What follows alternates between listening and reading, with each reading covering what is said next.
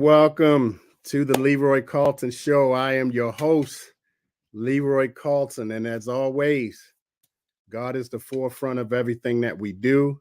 So I would like to start the show off with a quick prayer. Lord, thank you for all that I was able to accomplish today.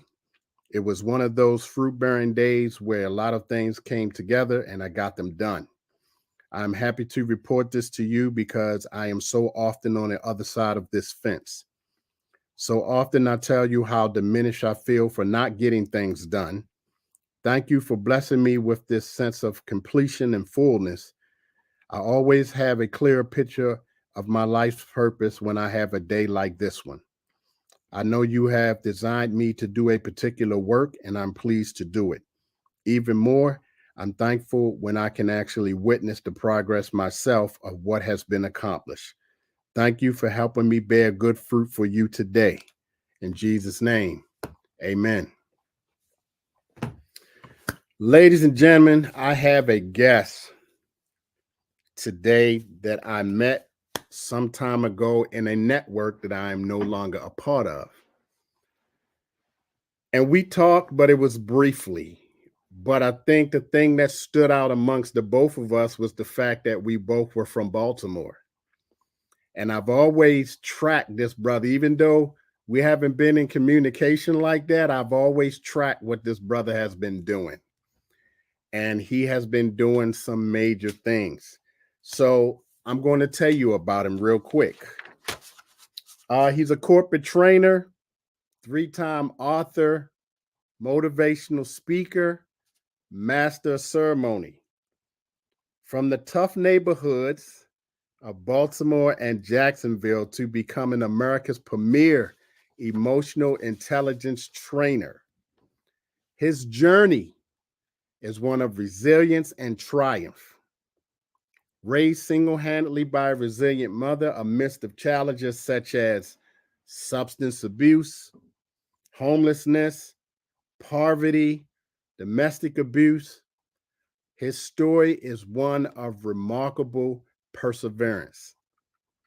Undeterred by the hardships, he successfully pursued his education, earning a bachelor's degree in psychology from the prestigious Johns Hopkins University. I know y'all know that place well. And a master's in nonprofit management at Capella University. His incredible journey and dedication to overcoming adversity has fueled his passion to help others. He uses his expertise to support numerous organizations with their team building incentives, communication enhancement, data analysis, program development. His engaging workshops and seminars have gained wide acclaim, not across the United States, but globally. His extensive portfolio of certified clients includes powerhouses like Fed Chrysler Corporation, the Federal Department of Education, and the Washington, D.C. Business District, just to name a few. In addition to his hands-on training, he authored a best-selling book on emotional intelligence, topping Amazon's charts in 3 categories. Always enthusiastic, his mantra is, "Let me help your team overachieve." His commitment to helping others reach their full potential is as unwavering as his journey towards success. So without further ado, let me introduce to you my good brother, Rodney C Burris. Thank you, brother Leroy. Did I do you justice? Man, you made me sound like a superstar over there or something, bro. How you been, man? I'm good, brother. How are you? Man, I tell you what, I was looking forward to this show, man. I was telling my wife, I was like, listen, I'm going live tonight, right? Like, I need everybody to be quiet, you know. I was really looking forward to this, man. That this is a platform that I rep Baltimore everywhere. Do you understand what I'm saying? Because I want. It's not that I want to be the face of it, but this is what I'm trying to say, Leroy. Everywhere we go, everywhere I go is, oh, the Wire, you from Baltimore, the Wire, and I get it, right? Because we know, right? We know what it is, but at the same time, there's other faces to Baltimore, right? There's other parts of who we are to our story. So I want people, when they think of me, I want them to think of Baltimore. You got something positive that you feel in connection to me? Great. Connect that to my city, right? Connect that to where I was born, where my running up and down Gwen Oak, running up and down Spalding Avenue, right? Going down South Baltimore. Connect that to my people, right? Because it's more to my city than just some of the narratives that's out there. I'm gonna say this real quick, man. I remember when we had, the riots a little bit ago, back in 2015. Oh, and I'm here. You there? You there? Yeah, you there? Okay. I was saying, I remember when we had the riots back in 2015, and you look on TV and it's like Baltimore's burning, and I saw the CBS and I saw the smoke. But Leroy, so I live off like Alameda Cold Spring, right, in that area, right? Okay, you in the Park Heights area? No. That's Cold Spring. I'm going like more towards Morgan. Okay, got you. Okay, towards Morgan, right? So I'm by Morgan University. I got you. So I'm looking outside my window. My kids outside. There's other kids outside playing with my kids. It's nice out. But you look on TV and the headlines just say Baltimore's burning, right? And so it's not to say that the riots didn't happen, that CVS did burn down, right? All of that stuff is true. And also, so everywhere I go, I rep Be More, right? Because there's some beauty in our bruises, man. Yeah, it is. It is. And this first question I'm gonna ask you is on a kind of a somber note. Okay, yeah. And I know you know what I'm about to ask you. How you feel about the Key Bridge collapsing? Yeah, man. It's so funny, bro. I had this conversation with you this morning. Right? Like kind of in my spirit. So like I had this conversation with you. I used to live out in Dundalk. So when we first got married, when I graduated college, our first apartment was way out Dundalk. Right. And we took the Key Bridge all the time. And it's so crazy, Leroy. I used to tell her, I used to tell her, like, I was like, if this bridge ever go down, she was like, why do you say that? And I was like, I'm not trying to sound morbid. I ain't trying to sound like but I would always tell her, like, I would be like, the first thing I'm going to do, like, if I feel it jerk like that and it seemed like it might, I'm going to hit the auto window so the window go down because, people get trapped in the car. That's right. That's right. So I'm going to hit the window. I'm going to be ready on the seatbelt. I'm not going to take the seatbelt off because I was playing it through. I took the bridge all the time. So like, if I take the seatbelt off and I hit the water, I'm going to go up. I'm going to hit the ceiling, right? I'm going to be messed up. So I'm going to keep the seatbelt on, but I'm going to be right there to take it off as soon as we hit. I used to play through it all the time. Right. When I tell you, man, when I saw that boat hit that pillar of that bridge going that slow. Yeah. Remember back in the day, so I'm 42, right? I'm 42. I'm 58. You 58. So you already know probably very well I'm about to say George Foreman came back. So my father was very much into boxing. Right. I used to watch it coming up. So when Foreman came back as a big boy, right? He hit them guys, he moving all slow, knocking people out. That's what that boat was. That force. So much force. So much momentum, man. But I'm glad that they slowed the traffic down, right? Because there was a lot of lights zipping over that right before that. It was. And then at the last minute, it seemed like it kind of trickled down and it was like nothing. And then the boat hit. So I know people talking about conspiracy theories with it. I really don't got no dog in that fight. Nah. It's sad to see it go. I hope it come back bigger and better than ever. I hope it connect more of the city together. Yeah. So yeah, that's how I feel about it, bro. What about you? Was you impacted by it? Yeah, when I saw the video, you could see a tractor trailer going over just as the boat hit. The tractor trailer got off the bridge. Bro. So I was assuming, okay, hopefully everybody else got off before all of that happened. Yeah. And I just watched it just drop like a toy, man. It just crazy, bro. Fell apart like a toy. And so when I got up this morning, I said, you know what? Let me do a video, saying prayers going up for the people. If it was somebody that didn't make it off that bridge. That's right. So I did that, and I said, man, this is wow.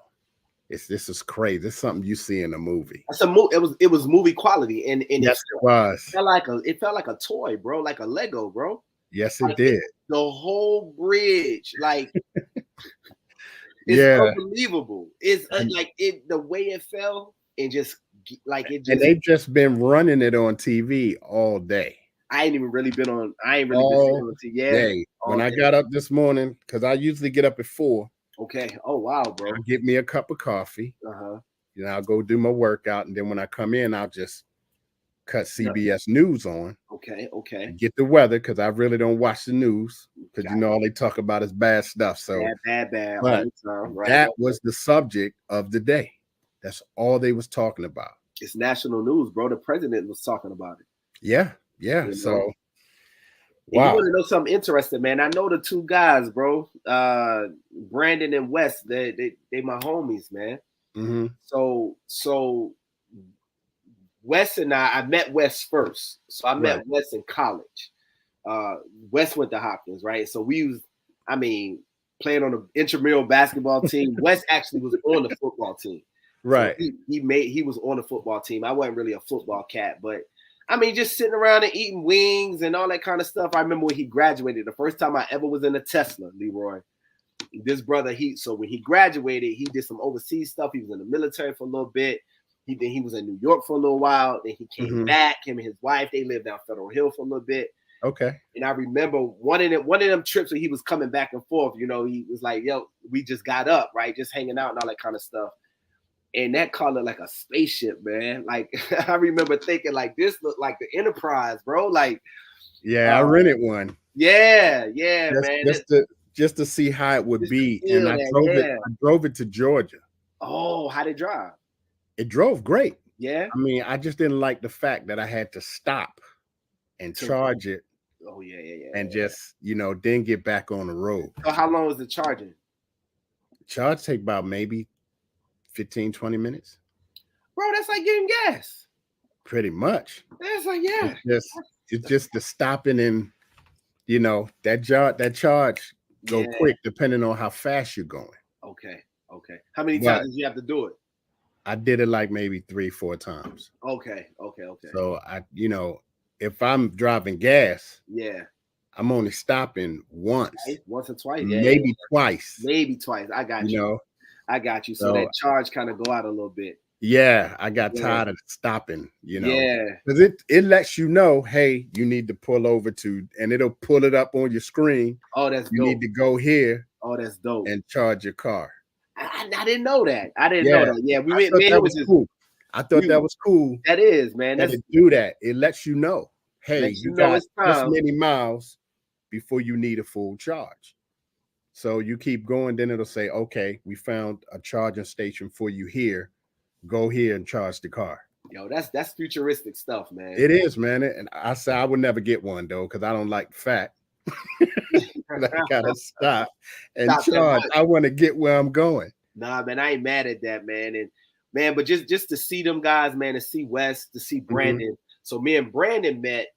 My first real job, second real job out of college was at Big Brothers Big Sisters here in the city, right? And it was this little peony neck boy. He a few years younger than me, named Brandon. His cell phone number, Leroy, to this day is still Brandon BBBS, Big Brothers Big Sisters, right? That's his name in my phone, Brandon BBBS, to this day. But he used to be like, yeah, right. You know, he went to Mervo. I forgot what college he went to. Right. Salisbury, Eastern Shore, something. I forgot one of them. But he was always talking about getting into politics. But I can honestly tell you this. First of all, I didn't really believe him, to be honest with you. I didn't, because it just sounded to me, man, you know, like, I'm not saying he's this much younger than me. He's only like 2-3 years younger than me. But to me, it sounded like back then, like the guy that was like, yo, you saw Jordan? I'm going to get an NBA. Like, I'm going to go. And it's like, oh, okay. Yeah, okay. You know what I mean? Me and my team was making moves to get into the political world a little bit back in the day too. And so the way he talked about it wasn't how we talked about it. And I was like, okay, okay, Brandon. Like, all right. But you know, then he was like, Rod. He was like, Rod, Councilwoman Rollins Blake said that I could volunteer, like I could help out with her, you know. And he rolled that opportunity just to help out all the way up. But I can tell you this, we played ball throughout the years. You know, we met up at different spots, just run into each other, not even like meeting, like, hey, let's get up. Just like, I'm there, he there, like, what's up? The cat that he is, Leroy, I don't know how well you may know him, but the cat that Brandon is the cat that he was. And that's what I also say about Wes. The stuff that Wes talked about, he was that type of cat when we was 19, 20, 22 years old on campus. And so I may or may not agree with every little thing one of the guys wanted to do, but this is what I say. I know where they coming from. I know their heart, right? And so it's like, even if I disagree in a moment about, and there's not a whole bunch I disagree with, ain't nobody perfect, but I rock with those guys, man. They also are a face for Baltimore to me. You know what I mean? They also represent what I was talking about a little bit earlier. So I wish they wasn't in this position. But to see them connecting in a positive way and being a face of what this thing looks like, I appreciate that, man. Yeah. That was the first time I actually saw the governor. Okay. And the mayor. Okay. Gotcha. And I was like, wow. I said, man, I've been away from BMO for a minute. Yeah. Where you at now, bro? I'm in Virginia. Okay. Yeah, and my family, all of my family is still in Baltimore. Brothers, you know, my brothers, my sisters, nieces, nephews, grandparents, everybody is still there. Yeah. I think I'm the only one that left. Listen, man, sometimes you got to stretch out. That's why I got in the military. That's how I got down to Florida, man. My mom needed to get us some space from some of that. Oh, yeah, man. That craziness. Believe me, I understand it. Yeah. I understand it. Yeah. Well, that ties into my next question. Okay. Looking at where we come from. Yeah, man. Right? How come you didn't become a product of your environment? Bro, there's a book by a gentleman named Malcolm Gladwell. Malcolm Gladwell got this book. It's called about all of these people who became successful. Bill Gates, Wayne Gretzky, the hockey player. I mean, just example after example after example. The name of the book is called Outliers. Outliers. The theme of the book, Leroy, is here's all of the stuff that we know about these individual success, and here's the other part that we don't know that just so happened to go together. And I think it's both of those things, right? I think it's both. Yeah, you got to try. Yeah, it's the effort. Yeah, it's the work. And also, somebody like a big brother Leroy got to come and tap on somebody's door and be like, hey, yo, right? It's both of those things. So I'm going to give you an example. And I'm gonna answer it personally, but I'm gonna keep going with the book for a second. There's something in his book that he found called the 10,000 hour rule. You ever heard of that before? Yeah, I heard of that. 10,000. Go ahead, make it plain for us, Leroy. The 10,000 hours. Okay. There's this book that I read called the 12-hour day. Yeah. Okay. Right. I don't know if you read that. I haven't heard of it. But it's called the 12-hour day. Okay. And you break those hours up into 4 hours. Okay. For the first 4 hours, this is what you do on your particular mission. For the next 4 hours, this is what you do to implement what you started. Okay. For the next 4 hours, which puts you at what? Depending on when you start.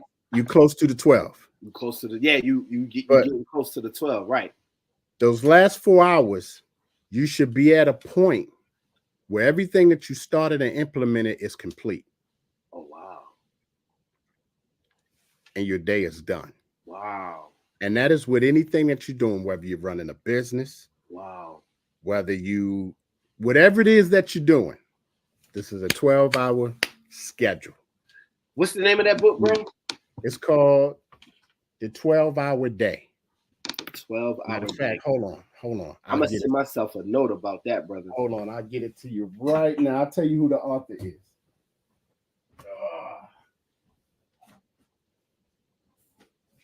I'm sorry, I told you that totally wrong. It's The 4-Hour Work Week.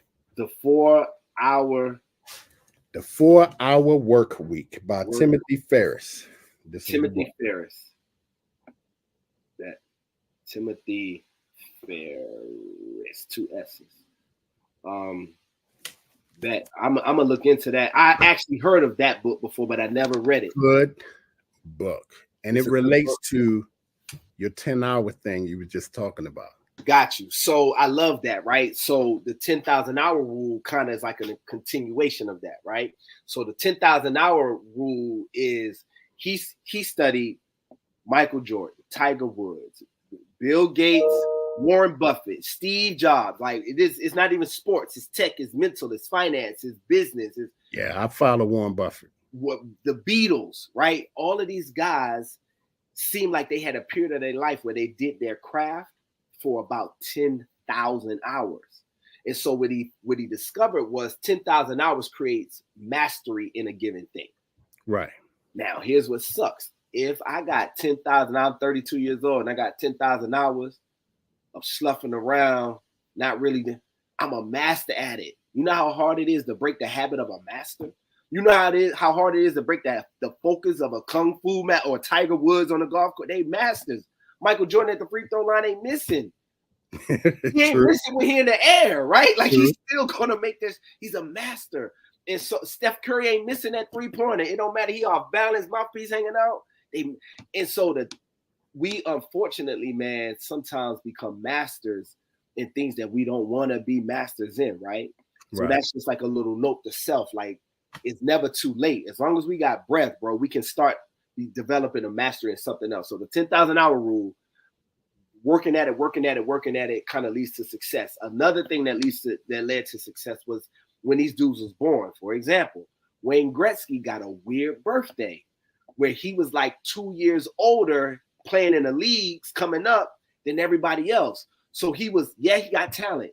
Yeah, his dad made him practice, but he was bigger. He was older because of his birthday cutoffs in the way Canada was set up. That's an outlier. I had outliers. I had mentors in my life. There's a gentleman by the name of Mr. Darnell Smith. Mr. Darnell Smith right now is the vice president of something. I don't know his whole title, but he's the vice president of something for Blue Cross Blue Shield down in Florida, like the Northeast region of marketing, something like that, right? Right. But back when I was a boy, when I was 14, he didn't have that title. He was just a supervisor. He had a son that was my age, a little bit younger than me.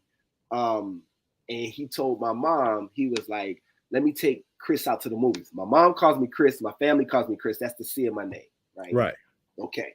He was like, let me take little Chris out. You know, you let me just hang out with him. Let me tell you something, bro.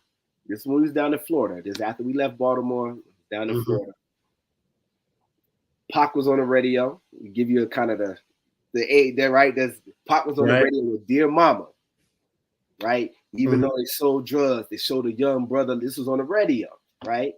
So I resonated with that song because we ain't have a lot of food, we ain't have a lot of money. I got 2 younger sisters, and we was living in these apartments, Leroy, where the cats that was like a few years older than us, that whole crew, they was the superstars. But they hustled, right? They played ball, and they hustled. They was always fresh. And I remember, man, one of them walking up to my little crew, and he was like, yo, I got some work coming in. He's like, I need some help. He said, you get half of whatever you get half of whatever you sell. You sell 50, you get 25. You sell 100, you get 50. That sounded like money, bro. It sounded like money. And I knew that it was stupid. I remember the guys, they was walking, man. They kept walking. And I was just kind of getting real slow out the pack because he was behind us, right? So I'm slowed down, just kind of like listening. And they was like, Chris, come on, man. Like, come on. And I finished rapping with, and I knew there was a dumb thing to do, right? Like, I know that this wasn't smart. But, right, around the same time I'm trying to figure all of that out, Mr. Darnell scooped me up, man.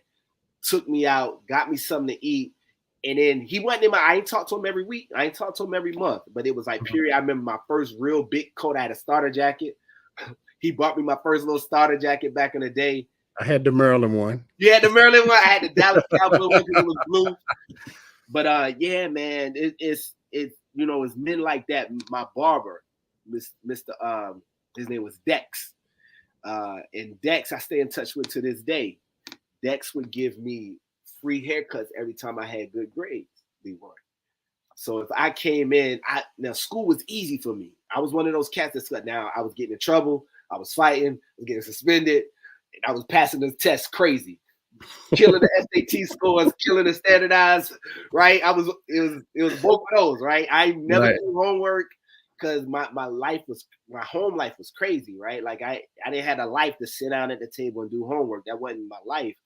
But school was easy.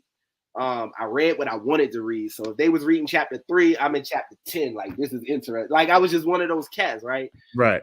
Well, Dex told me, and he a down south player gangster kind of, nah, love shawty, like a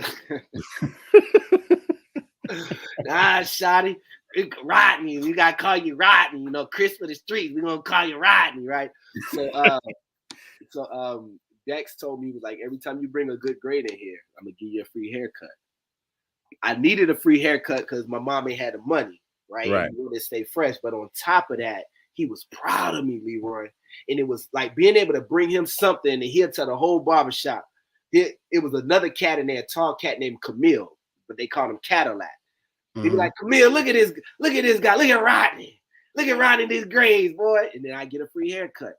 I did that, bro, for like most of my high school, man, from like 9th grade all the way through. So it was men like that, man, that came in my life at these crazy times, man, that was like the boost that I needed. I couldn't see them all the time. But that, I would say, would be the difference, man, that really kind of helped me in my story. And so I believe in kind of, man, it's so funny that we talking about this, man. I got a text message today. This is God, bro. This is God, bro. I got a text message today from somebody in my circle who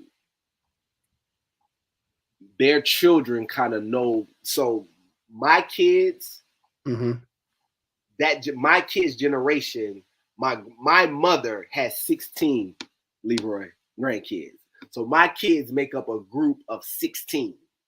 Total, that sounds like, right? My father. He was the third of 16. Good night. Yeah, so yeah, my kids come out of that. Like that whole cousin crew is 16 of them, right? There's a family that's connected to that cousin crew. They don't live in Baltimore. Okay. I'm barely in Baltimore, right? I'm bouncing. And they hit me up today. This is how you doing God's work, bro. If the only reason why I'm coming on your show, Leroy Carlton, for no other reason is to tell you that you are doing God's work for whoever hears your stuff in the future, in the present. This is too coincidental for it to be a coincidence. You're doing God's work, man. I appreciate that. I mean that, bro. So they hit me up today, man. It was like, my kid's father is not in their life like he needs to be. Can you be more in their life? I can't promise that. But right. I just said out of my mouth that presence was a difference maker for me, and I didn't get to see him all the time. I just said that. And that's funny you bring that up, because coming from the same background, yeah, man, I didn't have that one person that would, hey, Leroy, you need to do this, because like people from school and work know me as Leroy. Okay. Family know me as Curtis. Got you. Okay. See?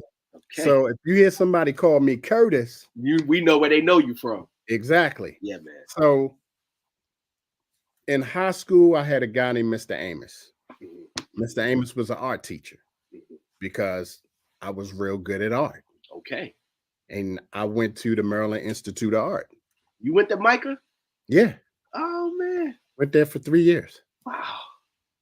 Then, upon high school, there was Mr. Jordan because I ran track and field.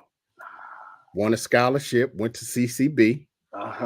Transferred from CCB, went to Towson State. Yeah, yeah. Upon leaving Towson State, I joined the Navy. Still a knucklehead, not really listening until I met this guy, Lieutenant Commander Johnson. Who's from Florida. Who's from Florida. Look at that. Florida. Look at that connection. Had a goal on the side. He was an officer. Okay. I was a knucklehead in the Navy. Ain't a white man gonna tell me what to do. Right. Not thinking. Mm-hmm. I got wrote up 15 times. 15. And I had to go see the man because they was going to discipline me. So we took a recess, but Lieutenant Commander Johnson came down. I'm on the flight deck because I'm trying to let off steam. I'm pissed off. These boys trying to kick me out of the Navy. And that brother came down, and he was an officer. Took his hat off. He set his hat on the flight deck.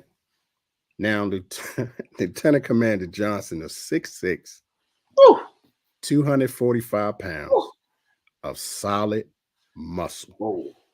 His brother ain't have an ounce of fat on his body. Good night. 240? I'm 20 years old. I'm about 95, soaking wet. And he came over to me, put his hat down, and he says, "There's something you want to get off your chest." And push me. Now I'm looking at this big dude, and I'm like, I'm only gonna get one good shot, so I gotta make it a good one. You only gonna get that one. And then that's it. It's lights out. And he was like, push me again. And he said, "Is there something you want to get off your chest?" He said, "Because let me tell you something.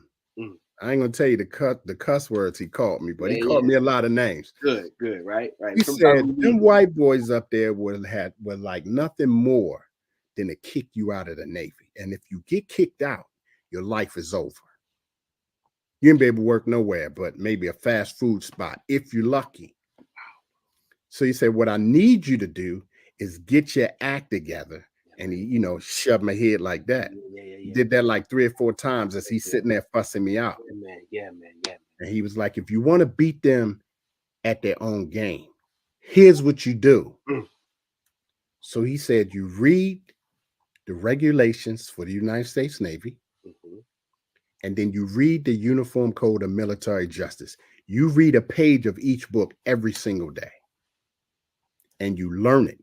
You study it. You will beat them at their own game. He said, "Why you think I'm an officer?" Woo! And he picked his hat up, put his hat back on, and he shoved me again. Right. That was a period, bro. That's an exclamation point in the yeah. And he turned around, and before he walked off, he said it again. "Get your shit together." Yeah, I like it. He walked off. I never saw that brother again, man. Are you serious? I never saw that brother again. What happened to him? He got transferred? After everything was done, yeah. We went back to Captain's Mast, what they call it, and I received my punishment. I got reduction in rank, but he didn't kick me out. And I think the simple fact he didn't kick me out because I was married at the time. And he said, "I believe in rehabilitation." He said, "My whole chain of command just talked about me like I was mud."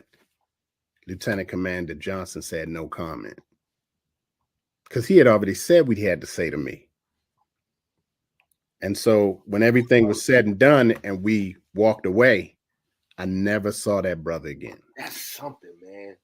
Now, yeah, I retired from the military 30 years. Okay. never had the chance to tell that brother thank you, because he is the reason He's the reason. I did 30 years.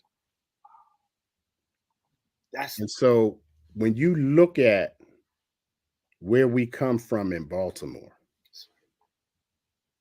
to where we are now, and here's my next question to you. Yeah, man. How did your mother impact your life? Yeah, man. You know, my mom listens to these interviews. You know, she follows me a lot.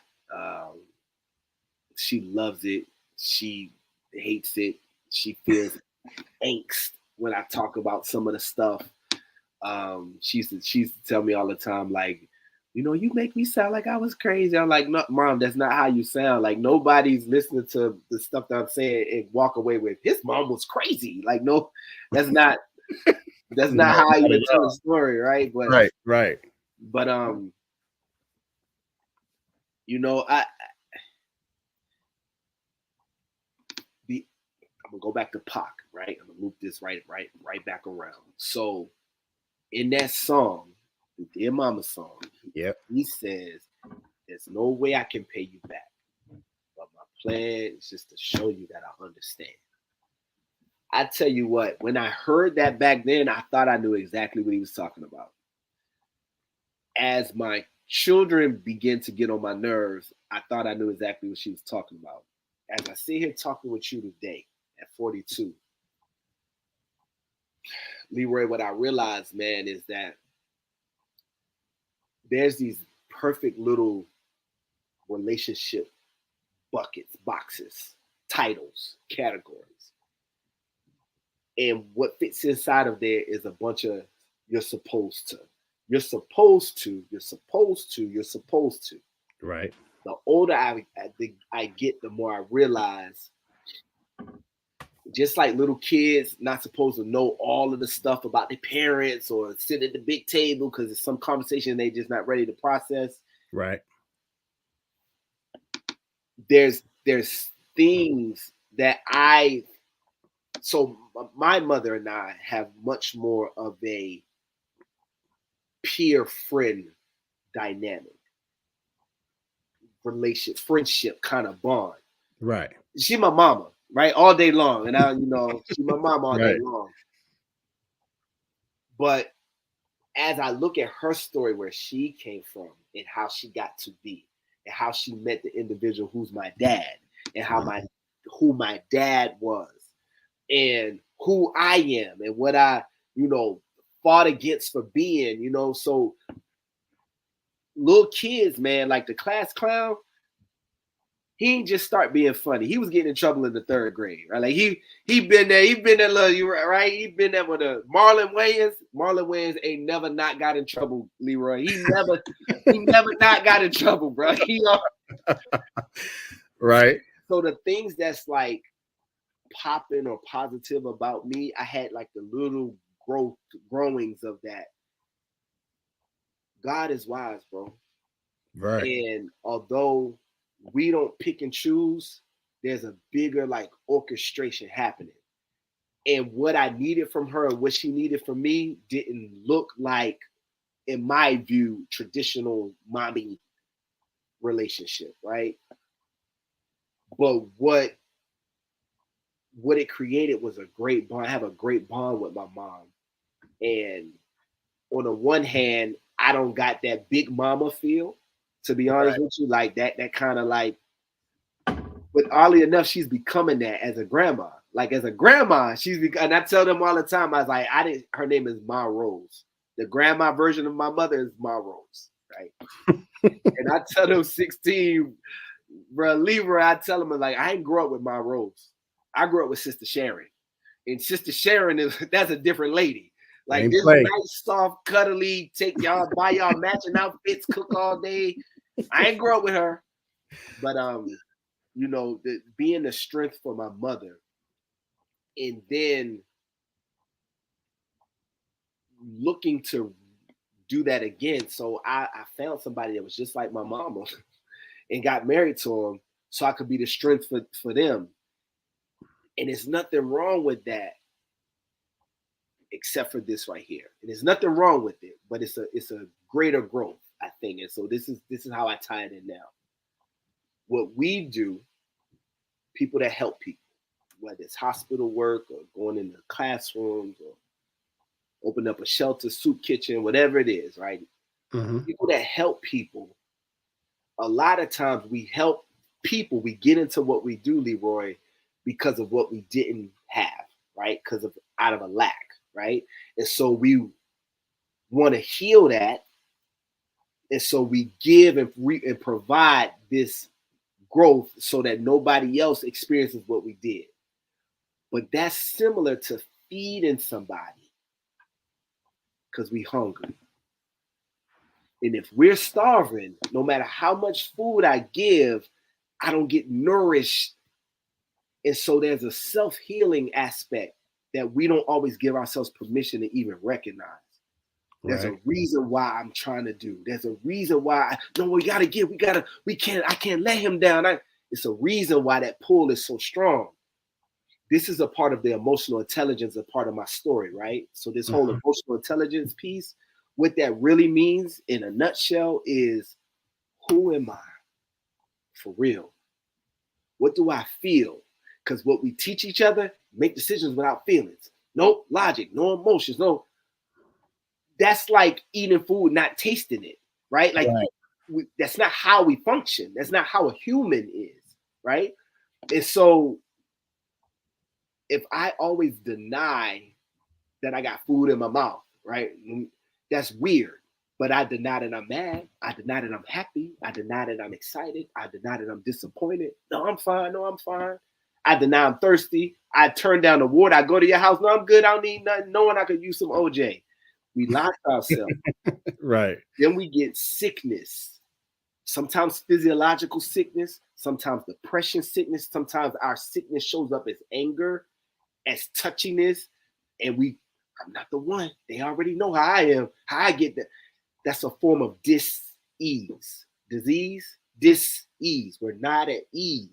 Because we're not true often to ourselves, right? So what I've started trying to do with myself, bro, is look at the relationships in my life as opportunities to see mirrors, reflectors. Okay. Why did I hear it that way? Because if me and you was chilling, right? We had some wings, we kicking, right?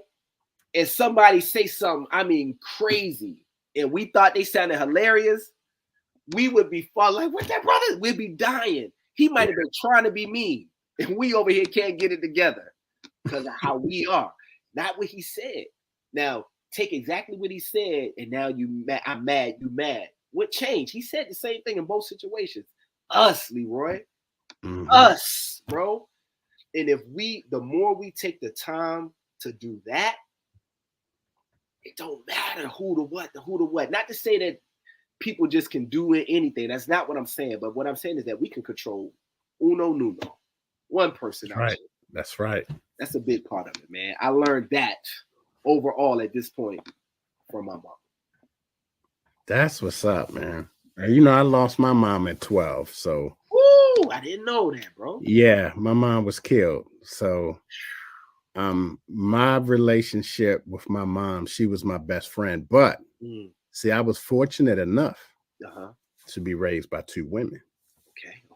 Because the next woman that came into my life was my father's wife. Gotcha. Okay. And I couldn't stand her, man. I wanted nothing to do with her. But here's where God put his hand in everything. That lady became the biggest ally in my life, bro. And we became like that. You hear me? That lady is the reason I am what I am. Despite knowing that I come from a different woman. That's right. That woman is the reason I became what I am. We got a lot in common, man. We do, brother. We do. There was so I got 5 children, right? My oldest kids are twins. They're 19, Aaliyah and Anthony. Except for my oldest son, my twin, my 19-year-old Anthony, is not biologically our child. He's extended family. His mom passed very early when he was a small boy, and he was getting passed around the family, man. I mean, passed around, this little big head, peanut-headed little boy, right? Just getting passed around. One day, my wife was like, "This ain't good for him." She was like, he can't do this.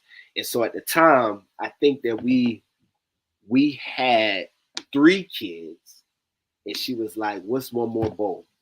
She was like, "What's one more bowl of cereal?" Right? And so on that part of the family, there is a big mama. And around the same time, she told me, she was like, "Y'all need to take him, Chris." Like, not ask me. You hear me? Yeah, you need to take him. He's like, "Y'all need to take him." We took him in, man. It was the best thing that ever happened. It leveled out my house in an amazing way, right? And then, so I got 4 teenagers, and then I got this is how I do it. My 4 kids and my thumb. We got a little 10-year-old that snuck in, man, somewhere. I don't know where that cat came from. Somebody left the gate open on that, bro. You out of all of that's the extra, not my 4. That's the little extra kid, but so that part of it, you know, we have in common. And then I have what'd you say, Sergeant Major Commander? Oh, Johnson? Lieutenant Commander Johnson. I have one of those in my life. His name is James Worthy. And James Worthy got me started on my speaking career. I don't know if I ever told you this story before. No, but, you haven't. So this is when Anthony and Leah were about to be born. So I've known Anthony I knew his mama before he was born, right? So him and Aaliyah were coming into the world, and I was feeling the pressure of new fatherhood. And so I was working at a nonprofit off of Drew Hill Drive, Drew Hill Park Drive, over there by Park South, and over there by CCB, more or less. Okay. And I told him, I was like, "Bro, I need to make some extra money." I didn't know what he was going to do. I didn't know what he was going to say. I was just feeling stressed. He was like, "Sit down." We jumped online, boom, boom, boom. We pulled up some job search, monster.com, career builder type thing. And there was this post in Leroy that basically was like, "You like kids? Are you funny?" I was like, "I'm funny looking. What's up?" It's like, "Can you hold their attention? If you think that you can make an impact in the lives of young people, send us a video of you talking about anything for 5 minutes. If you can hold our attention, we believe that you can hold their attention. We're going to give you a chance to be on our stages," right? Wow. Flying around, going to cause a national opportunity, all this other kind of stuff. Man, I was like, this is great. James Worthy was on cloud 9 with it. He was like, "Rodney, your life will change, bro." He was so proud. We filled it out right then, right? But that's not what they wanted from us. They wanted a video and a resume, right? So I had to go record. It wasn't just something I could just do real quick online. And he walked me around that whole job, Leroy. Manager to manager. Rodney ain't gonna be here long. He about to take off. Rodney ain't gonna. We got this opportunity. He saw what you didn't. He saw what I couldn't see. He took me to the CEO. He was like, "Joe, brother by the name of Joe Jones in Baltimore to this day." He said, "Joe," he said, "Rodney's not gonna be here long. We got this opportunity. It's tailor-made for him. He's about to go." And Joe was like, "Yeah, all right. Okay, well, you remember us little people, he said that kind of stuff." That was on a Friday. Monday, he meet me at the door. Now, what he don't know is that growing up, having very little, growing up in a homeless shelter, growing up seeing my mom get beat up, growing up not having enough, so considering whether or not I really need to hit this hustle for real or not, like being in that environment, what I learned was that having more wasn't really an option. And I learned to settle. I was a cool cat. We ain't got it. And I never let it be a big deal, right? We ain't got it. Well, that showed up. Because as he was walking me around, I didn't believe it. He believed it. I didn't believe it. Right. And no sooner had he said goodbye on that Friday, I was already like, it was dissipated, it was evaporated. I was like, I had hair at the time, like braids and all this stuff. You know, my hair wasn't rebraided. That was a reason why I couldn't do the video. I didn't have no camcorder. You know this shit was old. This shit was old, Leroy. I had a camcorder. You know, that's another reason I couldn't do the video. Anyway, all these excuses. Anyway, I settled. Boom. Monday, he meet me at the door. What's good? I was like, oh man, you know, I ain't really get to it. He's like, what you talking about? Man, no, man, because you know, hair, camcorders. He's like, Rod, what you mean your hair? What you mean he was like, we got a camera at the job. I was like, I know, but that's work and it's personal. He's like, I took you to the boss. Everybody knew, all you had to do was ask me. I could have gave you the camera. What are you talking about? And the more I talk, this Leroy, the amount of happiness that he had, that same level of passion, this was pissed off. His eyes got like kind of like red or like that tear. Yeah. He was wearing a suit. He wears a suit every day. I've never known this brother. An opportunity. That's why he was getting pissed. He was pissed, bro. It's not funny because I really thought hands was coming. Even though he's at the job, even though he's in a suit, you know what it feel like. You know that tension. That tension. And he was doing this. Remember this old movie? Man, he was like, he said, don't you ever let somebody be more excited about your future than you are for yourself. Then he took me back around to the managers, Leroy, to the CEO. My bad. Rodney's still going to be here. This is the face of a man that don't believe in himself. He going to be here. He ain't going nowhere. I overspoke. He walked me around and redid it, bro. The same joint. Ooh, that'd have been enough motivation for me. That was it. That week, I called my cousin up. Them little cassette tapes that you record on. He had one of them type of cameras. I was like, "Can I get your joint?" The 8mm. I was like, "Can I get your joint?" I set up in the living room, out in Dundalk by the Key Bridge. Out in Dundalk, I set up into my little living room. And I talked as if I was doing, because I used to run groups, men services groups at that job, the same job. So I just did one of those, right, for the camera. And then people called me, man. And I want to say it's been off to the races ever since. It was a lot of ups and downs. It was a lot of, we ain't got no food to eat in my house because we scrimping and getting by. But the journey of that, my 10,000 hours to the way I can talk to you like this now, started from my lieutenant commander about to swing on me at that job site, man. Man, my life, bro. That's deep right there. Yeah, man. That's deep right there. And that's what's so amazing about that. There's a good buddy of mine by the name of Jason Beauvais. Okay.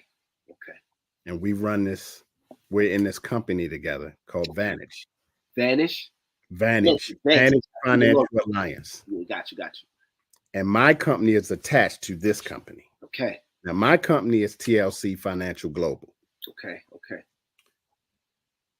I told him one day, I said, "Hey man, I had a dream." And he was like, what kind of dream? And Jason talks real fast. You'll get to meet him, but he talks real fast. Okay. And he was like, "What kind of dream?" I said, "Dude, I had a dream that I was doing a talk show." And he was like, "For real?" I said, "Yeah." And so this girl named Natalie was like, "Well, Leroy, if God gave you a vision, he also gave you a name." And I said, "It's funny you mentioned that." I said, "Jason, the person I was interviewing on the show was you." He said, "For real?" I was like, "Yeah." Yeah, man.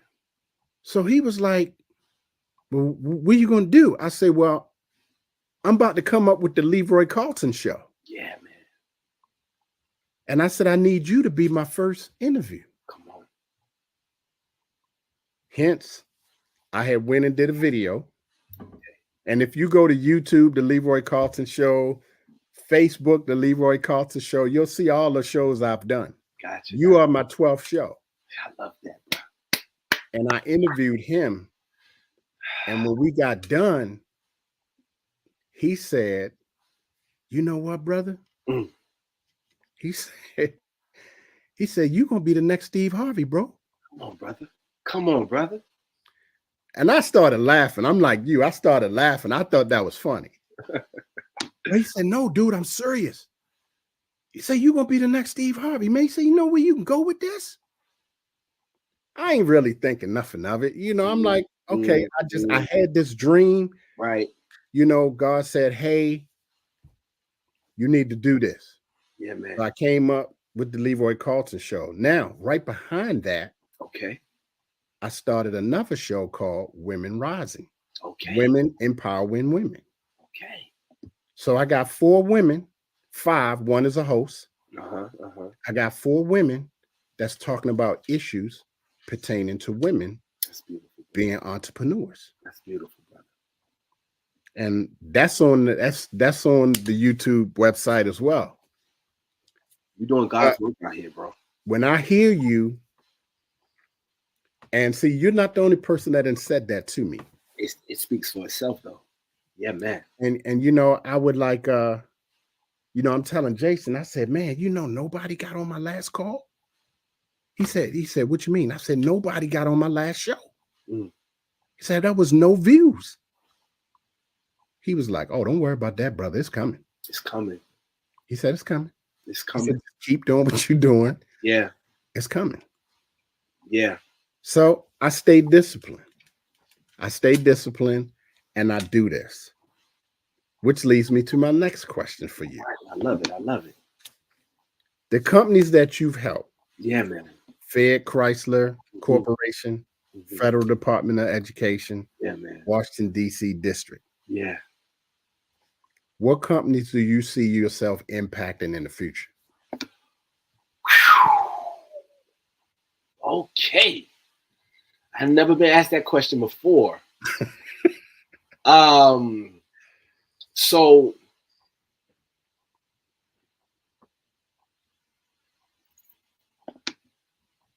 I think that beyond companies, well, first of all, let me stick in the federal government space. I never, ever thought I would be in the federal government. Now, I ran for office. I held office in Baltimore from 2010 to 2014. It was an entry-level position. I served on the state central committee for the 43rd legislative district. And it was great. But being in political office and being in politics and being in government is it's a power position and it's very restrictive. It's a lot of what you can and can't do. And so either you stay in these lines that to me, you don't really make the impact that you can make because it's very structured. It's very rigid of what you can and can't do officially. Like the military. Or you skirt the rules and you become one of those kind of cats that's like, and unfortunately, I am more of the type, I don't skirt the rules to steal. I don't skirt the rules, but I'm not going to not do something good because ain't nobody done it before because we ain't got no permission to do it. So I was doing that kind of stuff, man. I was holding community-wide events and all that. Well, that wasn't in the charter, in the Maryland charter for my role. That wasn't what we did. I was getting calls from like higher up and state senators and the city chairman, like, what? Who gave you permission? I was like, bro, we work for the city. We got elected. First of all, you're not my boss, right? But then also, why you not doing it? Like we're not. It doesn't say we can do it, but it don't say we can't. I'm too much of that kind of cat to have stayed in that life too long, right? So here I am training. The Federal Department of Education has 4,000 employees. Their senior leadership is who my contract is with. I am training them around emotional intelligence, communication styles, leadership stuff, like all that.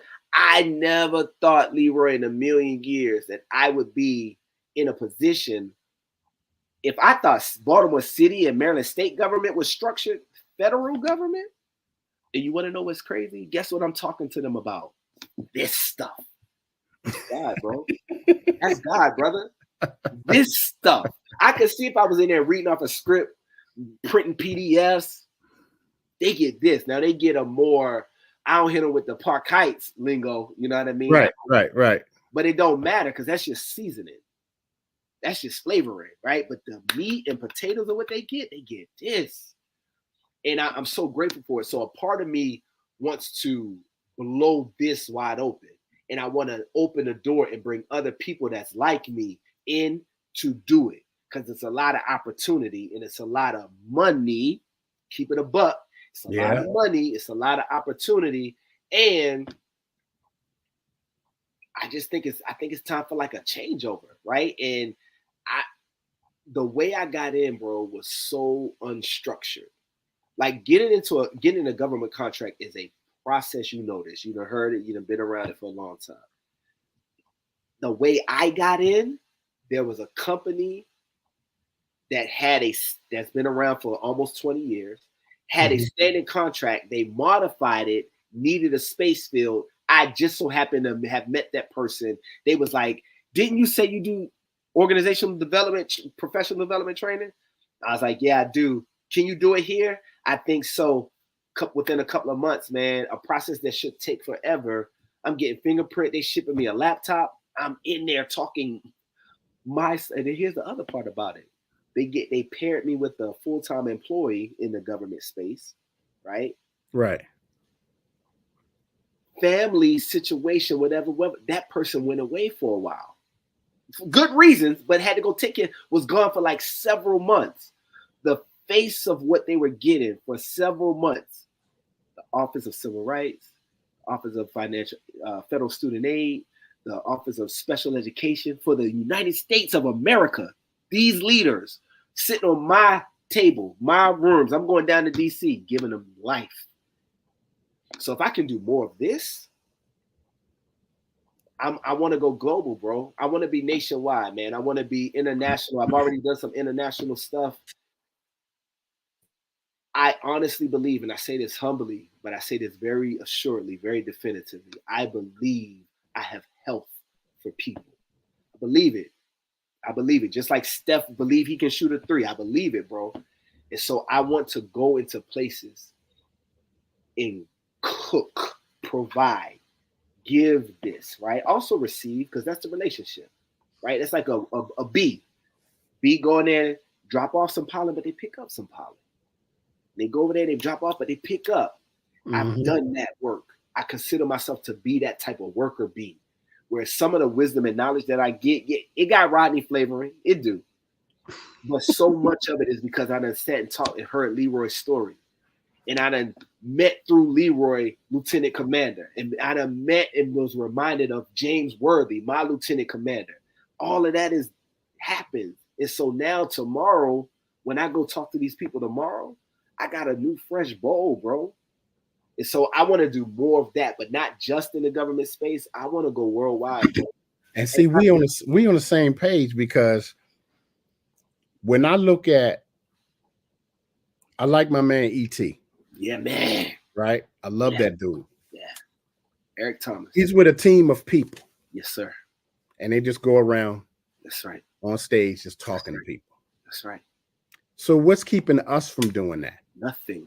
Because I like get on stage and I like talking to people about finances. Okay. I love that. And what made me get into that is because the military never talk about money unless you mess money up. Now you got to sit in front of the man and explain to the man why your bills at your house didn't get paid and the bill collector's calling a unit. You got to talk to the military about that, like your higher ups?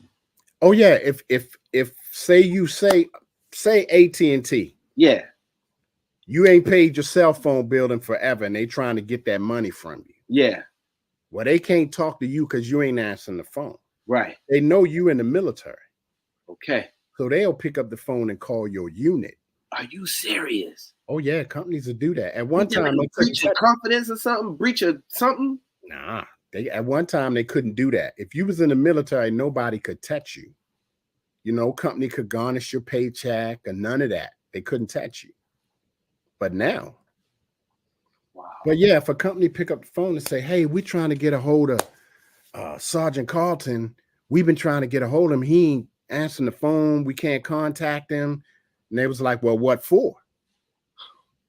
"Well, he ain't paid his bill in over 4 months." "Oh, he hasn't." "Okay. Well, we'll take care of that. Don't worry about it." So when you come in, you standing in front of the man explaining why you ain't paid that bill. So now we're going to send you to a class that's going to show you how to budget your money, da da da da da. But it's a check the box type deal. So I would always sit here and be like, man, we got homeless veterans out here. I heard about this. And I'm like, why do we have homeless veterans when these dudes just serve their country? Yeah, man. So why is there no provision set up? If I'm constantly getting promoted and I'm making more money, why is there nobody in my ear telling me, okay, now that you've made this promotion, here's what you need to do with your money? That's right, bro. So once I retire from the military, I'm sitting pretty to a point right that my money is working for me. So I don't have to come right out and look for a job unless I want to. Right. Okay. But you got people getting out. That's like, what am I doing now? Yeah. You got military members on food stamps. After serving. After doing it. Come on, man. It ain't no way.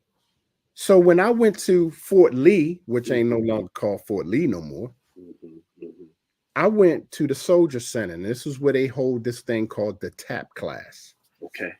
This is the class that you get upon getting out of the military to show you how to balance your checkbooks, talk to you a little bit about money, but it's not enough to help you. That's how I looked at it. Yeah. Because when I went through that class, I'm like, man, this is what you should have learned in high school. It's a check the box. So when I went there and said, hey, look, let me talk to the soldiers about finances and what they need to do with their money to make their money work for them. No, you're not. We already got professionals to handle that. You're not going to come in and change our program. I said, I don't want to change the program. I want to add to it. Right. I want to enhance the program. No, we already got a curriculum or whatever. I said, but your curriculum ain't helping. I know. I went through it. I'm telling you, it don't work. They weren't trying to hear it. So I said, okay, well, me and my wife will start our own company and we'll do it. We'll do it that way. How you gonna get to the vets, bro? How you gonna get to the servicemen? How you gonna get to the vets now? Because there's a way around. That's right. Because I always go to the post because I shop at the commissary. Okay. So whenever I go there and I see soldiers, I stop them. Especially if you're young. I see you're a young soldier. I stop you. Hey, my first question is, are you making this a career? If they tell me, yeah, my next question to them is, what are you doing with your money? And I ain't talking about going out here buying no Jordans, getting yourself the newest sweatsuit. What are you doing with your money? Now, I may talk to 5, 1 may listen. That's all I need. That's where I'm at. So if I can get on a stage and put this out to hundreds of people, I don't care how many, it could be one person sitting in the audience. If I can put this out to people on a regular basis, just flying around like you, just going to different states or countries or whatever, and just talking about this stuff, man, that would be heaven. If this what I'm doing right now is a start of getting me there, man, that would be heaven. The stuff that you're talking about is such a big need for it. Especially in Baltimore. Everywhere. Everywhere. Right? Everywhere. And especially in Bmore. And I got so many thoughts. First of all, I'm definitely down to see what that could look like. That's the first thing. Second thing is, just like out of your 1 out of every 5 of the guys that you talk to, that reminded me of when you was talking to, I don't know military terms, but when you were talking to that group and they said they had a curriculum already. And it's like they know it's a need, but it ain't making them bleed. It ain't hurting them enough for them to really kind of make the changes. And so it's tough, man, because a lot of times the places, the people, the population that need it the most can't pay for it to get access. They don't know how to access it. They don't have the taste for it. You know, like when your idea of juice, not you, but somebody's idea of good juice is red Kool-Aid, right? Like 100% juice. When they get thirsty, they don't crave that. Like they don't even want it, because to them, juice is red drink, right? Grape drink. And so it's such a big need, man. I do want to figure out how in the world do we get it out more. That's second, third thing. And in addition to that, I don't know if you have a guest every single week, but I usually do a show every Wednesday. Every Wednesday. Maybe this is a third show for you because you got 2 shows, your women's show and this show, the TLC joint. Maybe Leroy's voice on this internet space with about 6, 5, 12, 10 modules of you talking about this stuff. Maybe they real short, like the Instagram Reels shorts, YouTube short. Maybe they long. Maybe it's an hour joint. Maybe it's an hour joint that you snip it up. I don't know, bro, but I don't want to only wait until some nice big old company strokes us a check and flies us out to Colorado to talk to some people that can afford it but don't need it. I also want to, in addition to maybe that, great, right? That's great. But in addition to that, this is a great platform, man. And maybe it's a third show, but you got it in you, bro. And I feel it. And I already told you that you're doing God's work. It's no way. I've done a lot of interviews, bro. I've been on a lot of shows. Everyone don't go this way. Everyone don't bring out us talking about family type stuff in such a way where I'm like, man, somebody just today hit me about it. You're doing God's work, bro. I appreciate that. Yeah, which leads me to my next question. I like it. Your mantra. Yeah. Let me help your team overachieve. Yeah. What made you come up with that? So here's the secret.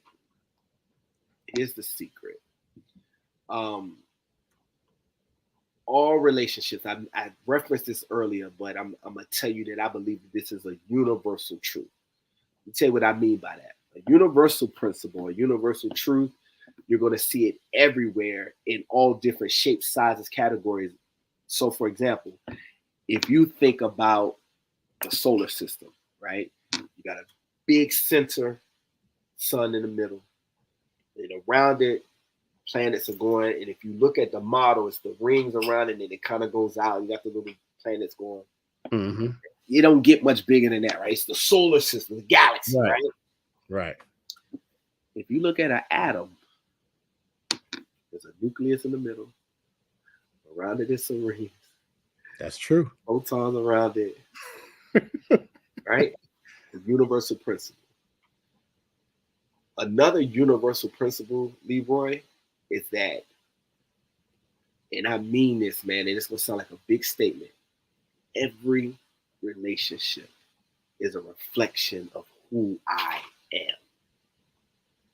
Every single one. What's messed up about it is we don't get that, right? We don't click. It don't click for us. So one of my friends said, when one of my friends, I do this kind of talking with them, unpacking with all the time. He was like, bro, you never really like or dislike anybody. You don't love or hate anybody. You love the you that you experience when you're around them, or you can't stand the you that you become when you're around them. But it's the you that you're talking about. All relationships are really self-reflective. Here's the universal principle. If I get close, two people get real close, and I look into their eye, what do I see in their eyeball? My reflection. It's a universal principle, bro. So, as leaders, pastors, principals, administrators, managers, it doesn't matter, parents, if I want the best out of them, y'all better do, y'all, because it's time. That's an approach, but that's trying to like shave the mirror. That sounds stupid, right? We get it when I say it like that. You got to shave me so that the reflection gives me what I want. I got to shave my face.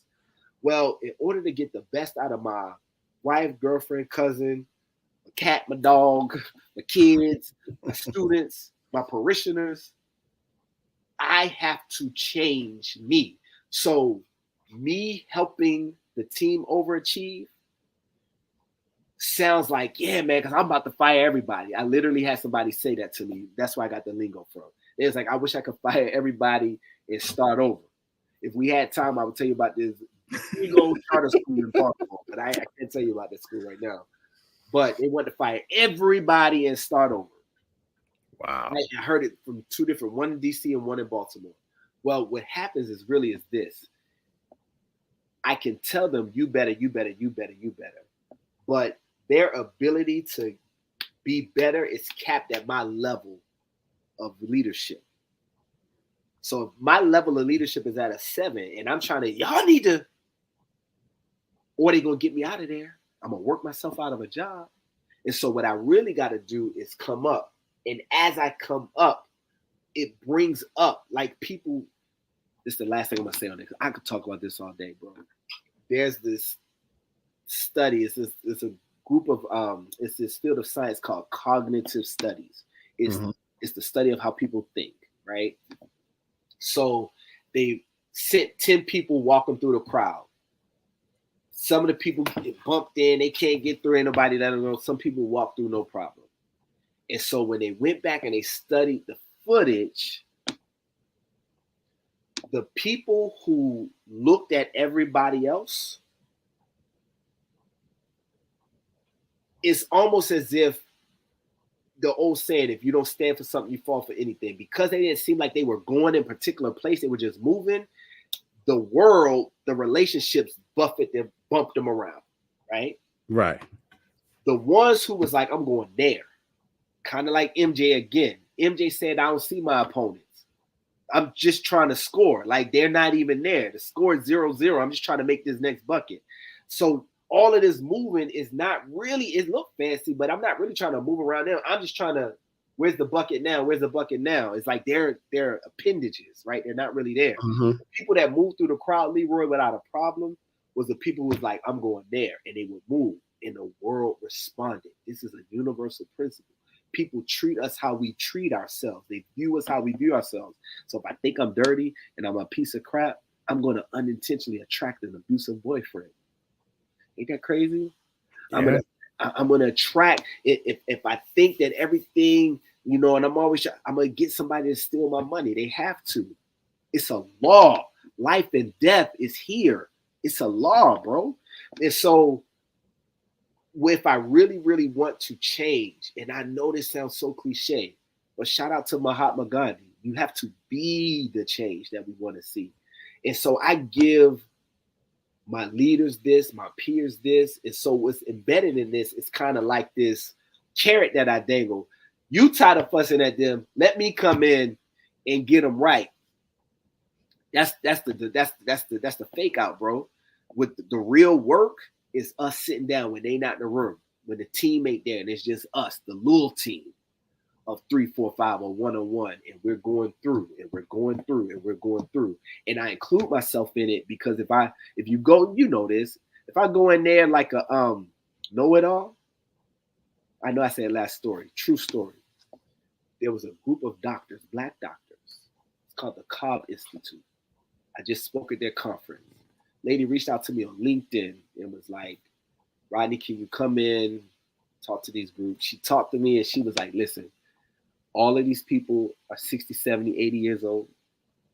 They have done phenomenal in their medical careers. Some of them have procedures, wings, and hospitals named after them.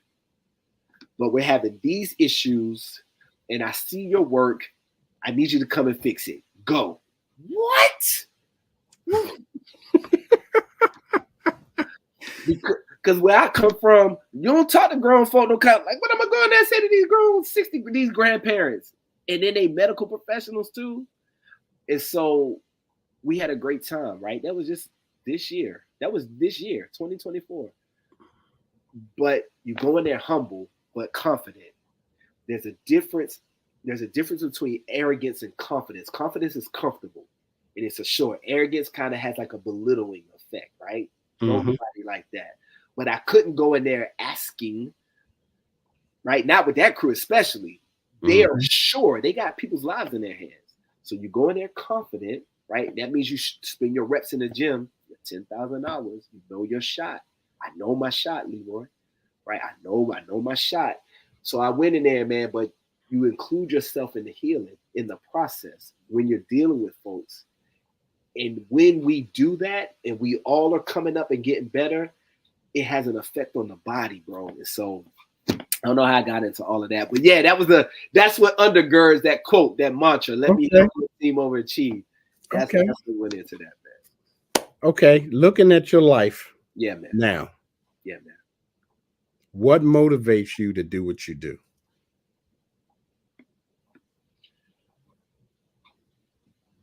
I have a vision of myself that I want to achieve, and I feel like it's on the tip of my tongue, bro. Like I feel like it's here. And I so desire to be this feels a little emotional for me, man. But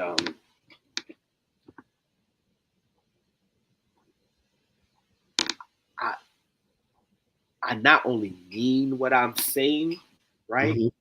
But I want to mean it too. And I don't know if you can feel the difference in that, bro. I do. I'm not just talking to people about we can be different and better because it sounds good. I believe it, bro. And I try to live it. I try to learn something new every day. I try to apologize to my children when I'm wrong, right? I try to go back and make something right. I'll tell you something I ain't told nobody else. I told one person. I'm going to tell you. Now I'm going to tell everybody. This is the stuff that gets my heart, right? This like, you know, like when God speaks to your heart, like this be the stuff, man. Like for me, it don't be about like the stuff that, let me get to the story. I was at Walmart and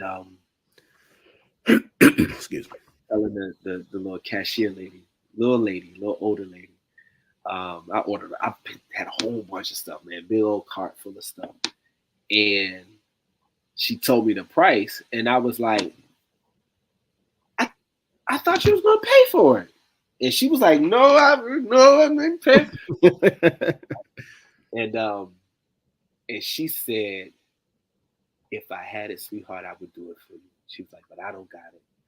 And I was like, I was just playing such and such. And I was going to leave out, and I felt, it wasn't like a words, bro, but it was like I could feel. I always keep like a little bit of cash in my wallet, right? It was like, you know, like give it to him, be a blessing to him. Be a blessing to him. Now we in the front of Walmart, all these people around. It's weird to do, and I'm second guessing it because it's weird, right? And so I'm walking because I paid with a card. Now I've got like it's just too many steps, right? Right. I'm walking out, but Leroy, this be the stuff that gets me later. I'm sitting driving. It's like, you know what you should have did? Like little stuff. Like I know it's little. I know it's not little. Maybe it is. Maybe I don't know. But this be the stuff, bro. So against my logic, I was like, this don't make no goddamn sense. I don't even know how I'm gonna do it. So I paused, I pulled it out, and then I had the idea. And I was like, excuse me. I was like, can you show me something on my receipt real quick? So I had this long old receipt. I folded the money up in the receipt, right? And I said, listen to me. This don't have nothing to do with the receipt, but I needed a reason that we can do this out openly. I said, when you said if you could pay for it, you would. And she was like, I said, listen. I said, so what I would like to do, if you allow me, I want to buy you lunch.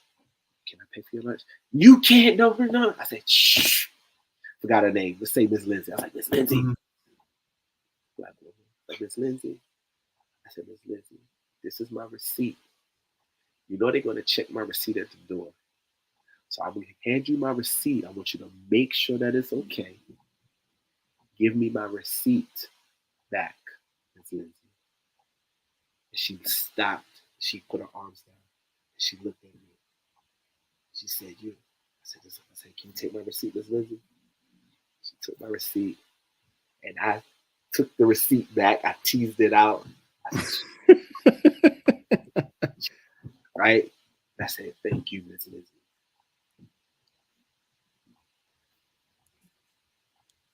That's who I want to be. I believe I have a gift for the world, bro. But in my heart, Leroy, that's who I am. That's who I am. Right. If I can do that. Remember I was talking about flavor and seasonings? Mm-hmm. Stages and microphones is just a season, it's a flavoring, right? But if I can be for Miss Lindsay, sometimes when ain't nobody around, and it's sometimes when it's 3,000 people, there's cameras everywhere. I want to be more of that guy. I have a vision of it, bro. That's where I see myself. I like that, man. I like that.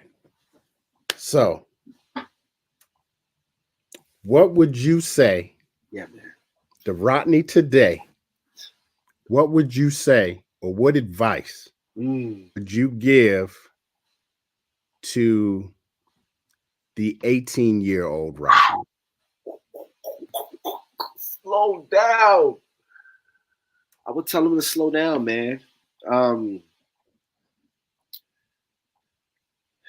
I didn't realize at the time, although I could feel it. Like if I put myself back in shoes, I was running from. And just like in like a scary movie, that kind of running is not very direct. It's not like Usain Bolt, Sha'Carri Richardson running. Like them, they on a T2, right? T1000, right? They, when you running like that, it's kind of like a helter-skelter, kind of like just all out, just flailing. I was all over the place, bro. I was running from a very jacked up childhood, teenage life that had a lot of potential, and I didn't know which way was up. I didn't know why everybody said I had potential. I didn't know why I was lying to myself saying that my stuff wasn't that bad, but it felt real bad. But then I was like, you making more out of it. So I'm hard on myself for even thinking that stuff was bad. But I also don't know why I don't have more. And I just felt all over the place. And so I ran to a very particular target as an 18-year-old to try to heal myself. And I was moving way too fast. And it was unguided. And I wish, as a matter of fact, I'm going to do it now. This is going to sound crazy. But you did it. You did it, Brother Curtis. It's your fault. I was exposed to this idea that our spirit don't have no time, right? None. Timeless, right? As such, spiritual wounds, spiritual healing, spiritual growth can happen anytime. My 7-year-old self can be healed by my current year-old self in a way. Now, here's the freaky part about it. This is the part that got to me, bro. This might be old news to you. This is the part that tripped my little brain out. Heal in such a way where the 7-year-old me now grows up with the new healing, So I'm a different person because that was a different kid. That's a healed kid that turned 8, turned 9, turned 10. That became to be me. And so now I'm a different and better person because I went back and loved on this little guy and created this whole healing thing. You prayed earlier, so I'm going to feel like I have liberty to talk about this. Yes. Jesus does it, though. And so, like, all of this whole salvation works for people back in the day, people in the future. He covered your future sins, your past sins. It's the same timeless thing. It's the same healing it's the same, right? It's the same. And so I was just exposed to this idea. So I'm going to take this as an opportunity to heal myself. So my 18-year-old self, Brother Curtis, needed to know that he didn't have to run so hard. I needed to know that I was okay. I needed to know that I could calm down and that nothing was going away. I wasn't losing anything. And I give myself permission to breathe.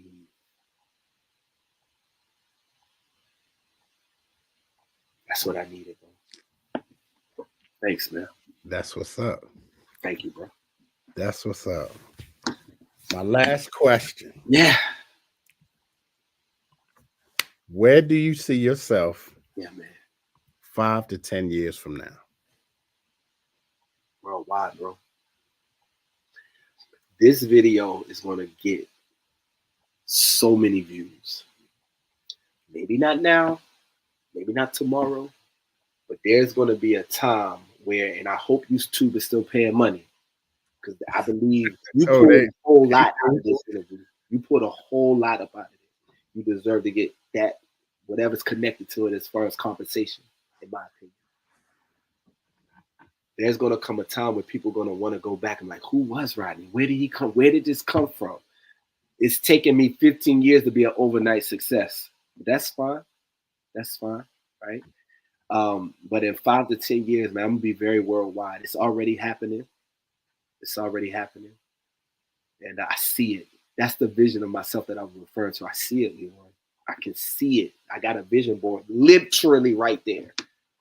Literally right there in this room on these blue walls.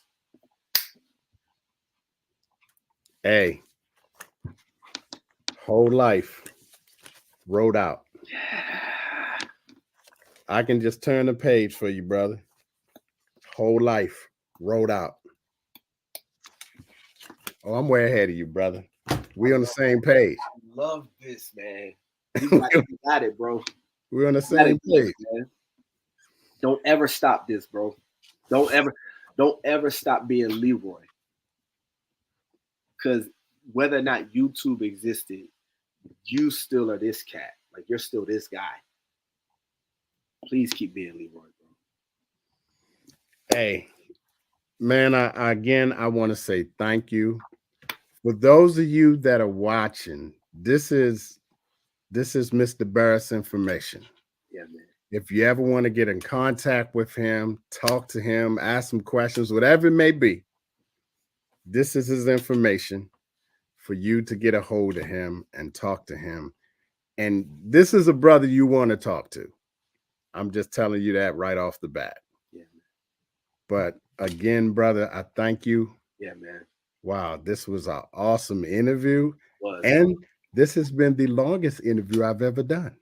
I did a time. Look, it didn't even, the time didn't even matter, brother. The time didn't even matter. That's that timeless we was talking about, bro. So I'm gonna put you in the back of the studio real quick, and I'm gonna close this out. Cool. All right. There you have it, ladies and gentlemen. The man, Rodney Burris. I love this brother. I love everything that he stands for.